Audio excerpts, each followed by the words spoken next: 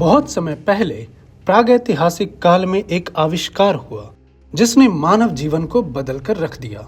यह आविष्कार था धनुष और बाण का।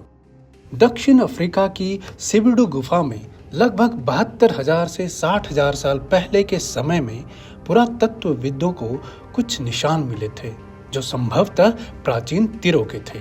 ये संकेत देते थे कि मानव ने सबसे पहले यहीं धनुष और बाण का उपयोग किया होगा। फिर 2020 में श्रीलंका की फा हियेन गुफा में कुछ और प्राचीन तीरों के निशान मिले। ये निशान लगभग 48,000 साल पुराने थे।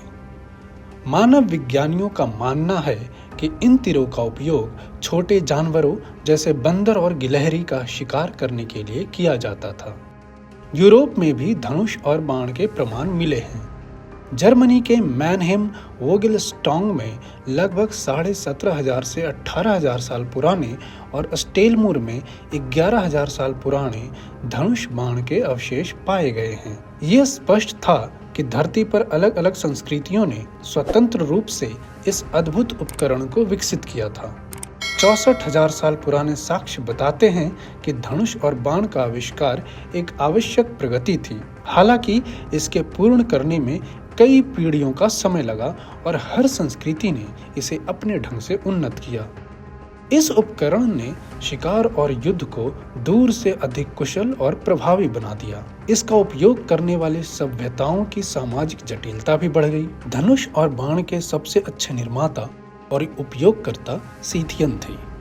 उनके रिकर्व धनुषों की कॉम्पैक्ट संरचना थी, जिससे पारंपरिक लंबे धनुषों की तुलना में एक तीर में अधिक ऊर्जा और गति को कुशलतापूर्वक स्थानांतरित करते हुए उन्हें घोड़े की पीठ से शूट करना आसान हो गया था। मनुष्यों ने तीर की नोक बनाने के लिए कई कदम उठाए। तीर का शाफ्ट और धनुष लकड़ी से बने होते थे जो दबाव के साथ मुड़ सकते थे। प्राचीन काल से लेकर मध्य युग तक भूमध्य सागरीय दुनिया और यूरोप में और चीन, जापान और यूरेशियाई मैदानों में इससे भी लंबी अवधि तक धनुष बाण प्राथमिक सैन्य हथियार के रूप में काम करता रहा। आधुनिक समय में धनुष अधिक सटीक और शक्तिशाली होते हैं। इतिहास में सबसे प्रभावी हथियार के रूप में इसकी भूमिका रही है, लेकिन जैसे जैसे कवच की गुणवत्ता में सुधार हुआ और बंदूकों का उपयोग फैला, धनुष और बाण अप्रभावी हो गए। धनुष और बाण का उपयोग करने का अभ्यास, जिसे तीरंदाजी कहते हैं, अब एक कला बन गई है। आज के समय इसे इंटरनेशनल और नेशनल खेलों में शामिल कर लिया गया है। इसमें महारत हासिल करने में समय लगता है। आज ये अधिकतर सभ्यताओं के लिए आवश्यकता से अधिक एक शौक बन गया है, परंतु इसका महत्व और प्रभाव इतिहास में अमर रहेगा।